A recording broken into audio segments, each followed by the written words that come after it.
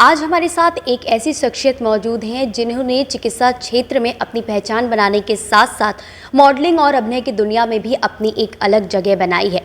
जम्मू में जन्मी और हिमाचल प्रदेश के राजपूताना परिवार से ताल्लुक़ रखने वाली डॉक्टर सुमन राणा, जिन्होंने स्वास्थ्य प्रबंधन में पीएचडी और चिकित्सा क्षेत्र में अपनी शिक्षा तो हासिल की, लेकिन उसके बाद सिनेमा की दुनिया का रुख किया। आज हमारे साथ मौजूद हैं अभिनेत्री डॉक्टर सुमन राणा। तो चलिए बिना किसी देर के हम उनसे शुरू करते हैं अपनी बातचीत। सबसे पहले तो सुमन जी, आपका बहुत बहुत जनसंदेश टीम्स की शुक्रिया करते हैं। सबसे पहले आपसे जानना चाहेंगे कि काशी आप आई हैं तो क्या उद्देश्य रहा और बाबा विश्वनाथ की नगरी में आकर कैसा लग रहा है? उद्देश्य से नहीं आई थी, सिर्फ बाबा से आशीर्वाद लेने आई थी। और इस नगरी में आके ना एक काम मिलता है, इंसान को सुकून मिलता है। तो जब से मैंने कदम रखा है तब से सुकून है मेरे साथ, जुड़ गया है, ऐसा लग रहा है। पहली बार काशी आना हुआ या इससे पहले भी आ चुकी? ये पहली बार आना हुआ है और बाबा ने बुलाया था इसलिए मैं पहुंच गई यहाँ पे। तो एक्सपीरियंस कैसा रहा काशी में? कि मतलब लोग बोलते हैं यहाँ सुकून है, शांति है, बहुत लोग यहाँ सुकून शांति की तलाश में भी आते हैं। आपका कैसा एक्सपीरियंस? देखिए, काशी की सबसे ख़ास बात है कि यहीं से ज़िंदगी शुरू भी होती है और ज़िंदगी का अंत भी यहीं होता है। तो एक सच्चाई देखने को मिलती है कि आप ज़िंदगी में कुछ भी कर लें, कितना मर्ज़ी कर लें, पर आपको आना यहीं पे है, उसी घाट पे आना है, वो उन सब चीज़ों में मिल जाना है।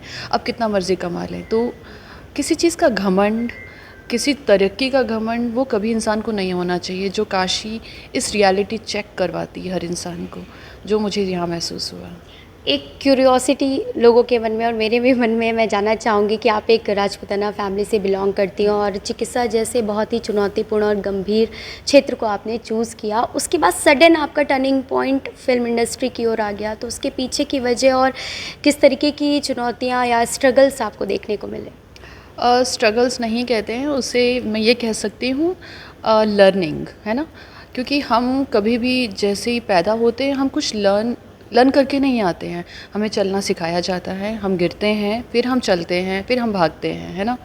तो अगर हम एक ही ट्रैक को पकड़ के रखें और हम सोचें कि हम उसी में आगे बढ़ते रहेंगे, ऐसा नहीं है। अगर आपको इवॉल्व होना है, अगर आपको ग्रोथ की तरफ जाना है, तो आप सिर्फ सुबह 8 to 5 की जॉब कर रहे हैं और वो चीज़ रिपीट होते जा रही है, तो मुझे लगा कि ज़िंदगी रुक सी गई है। मैं हॉस्पिटल वर्क में थी तो मुझे लगा ज़िंदगी रुक गई है, ज़िंदगी में कुछ चेंज नहीं आ रहा है। और मुझे ज़िंदगी जीने का बहुत शौक़ है। मैं कहीं भी अकेले निकल जाती हूँ। मैं अगर कुछ दिन तक घर बैठ जाऊँ, जॉब कर रही हूँ, तो मुझे लगता है नहीं, कुछ चेंजेस ज़रूर चाहिए। तो हॉस्पिटल में वर्क करते करते लगा कि नहीं, ये ज़िंदगी रुक गई है मेरी। और मुझे अपनी ज़िंदगी के हर पल को जीना पसंद है, हर कहते हैं ना, इमोशंस को जीना पसंद है। 12 इमोशंस होते हैं, गुस्सा आता है, नफ़रत होती है, हंसना आता है, रोना आता है। पर हम जिस इन्वायरमेंट में हैं हम एक्सप्रेस नहीं कर सकते हर किसी को हर चीज़।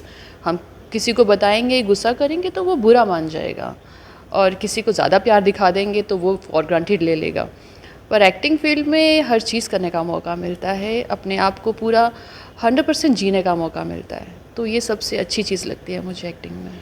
फैमिली में कोई ऐसा जो आप के मतलब फिल्म इंडस्ट्री से बिलोंग करता हो या फिर आप अकेले? नहीं, मैं पहली हूँ अभी तक कोई ऐसा नहीं है। तो किसका कितना सपोर्ट रहा, या फिर जब आपने ऐसे मतलब फिल्म्स किए 2018 में आपकी आम आदमी, फिर 2025 में लेट्स मीट, और अभी आने वाले टाइम में बहुत सारी मूवीज़ हमें देखने को मिलेंगी, तो कितना प्राउड फील होता है सभी को, या फिर किस तरीके का सपोर्ट मिलता है? मैं बचपन से ही बहुत अलग बच्चा रही हूँ अपनी फैमिली में, और अगर मुझे कुछ कह दिया जाए कि आपको ये करना है, मैं वो कभी नहीं करूँगी। मैं अपने मन से चीज़ें करती हूँ।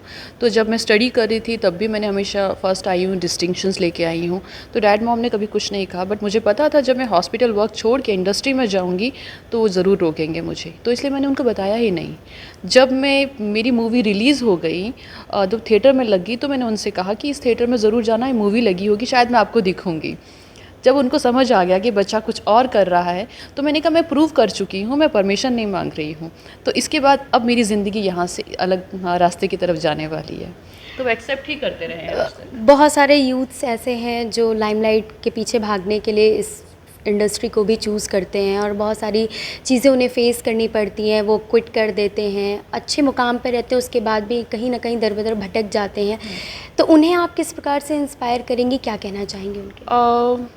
मैं सिर्फ ये चीज़ कहना चाहूँगी, अगर आपने ठान लिया है कि आपको वो चीज़ करनी है तो वो आपको मिल जाएगी।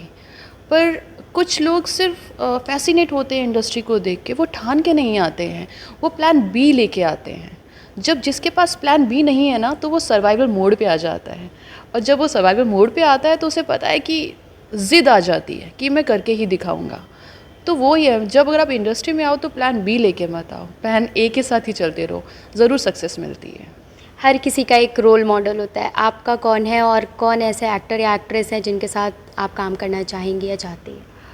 रोल मॉडल मैं अगर इंसान रूप में देखूं, वैसे बाबा हैं। बाबा की ज़िंदगी बहुत अलग रही है। उन्होंने कहाँ कहाँ से अपने आप को कैसे इवॉल्व किया है। कृष्ण जी हैं, शिव जी हैं, वो अलग हैं। मैं अपनी ज़िंदगी उनके तरीके से जीना चाहती हूँ। और इंडस्ट्री की बात करूँ तो मुझे एक ही लड़की दिखती है, प्रियंका चोपड़ा। बहुत अच्छी ज़िंदगी उन्होंने अपने आप को इवॉल्व किया है, इंडिया से लेके कहाँ पहुँच गई हैं, और सबको एक आई थिंक इंस्पिरेशन ही देती हैं वो, या। एक आखिरी सवाल कि आने वाले टाइम में कौन कौन से अपकमिंग प्रोजेक्ट हैं जिन पर आप काम कर रही हैं, कर चुकी हैं, और हमें वो मूवीज़ आपकी जो है वो देखने को मिलेंगी? मैंने पंजाब से शुरू किया था। पंजाब में जैसे आपने बताया आम आदमी, उसके बाद मेरा रुक गया साउथ की तरफ। साउथ में मैंने biopic from the film industry किया, मिरेकल। और फिर हिंदी की तरफ मैंने रुख लिया है, जिसमें मेरी रिलीज़ हो चुकी है दिस लेट्स मीट मूवी। और अभी राम गोपाल वर्मा सर की मूवी आने वाली है, द रश। और एक पेट्रियोटिक मूवी और आने वाली है, बहुत अच्छी है, उसमें मैंने फाइटिंग सीन्स किए हुए हैं। सो या इतना ही है अभी। तो मतलब बहुत कुछ हमें देखने को मिलेगा। हाँ बिल्कुल, मैं चाहती हूँ मेरी ज़िंदगी में और भी चीज़ें आएँ, बस बाबा देते जाएँ और मैं रिसीव करते जाऊँ। Thank you so much.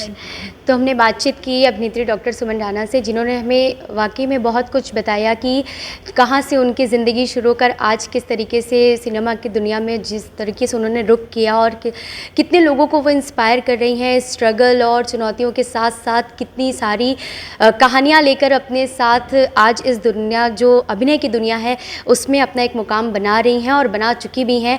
आने वाले समय में बहुत सारे अपकमिंग प्रोजेक्ट्स हैं जो हमें देखने को मिलेंगे, तो बहुत सारी ब्लेसिंग्स और बहुत सारी चीज़ें उनके लिए कि उन्हें जो लोकप्रियता है वो आने वाले टाइम में भी मिलती रहे। ऐसी तमाम खबरों के लिए जुड़े रहे हमारे साथ और देखते रहे जन संदेश टाइम्स। नमस्कार।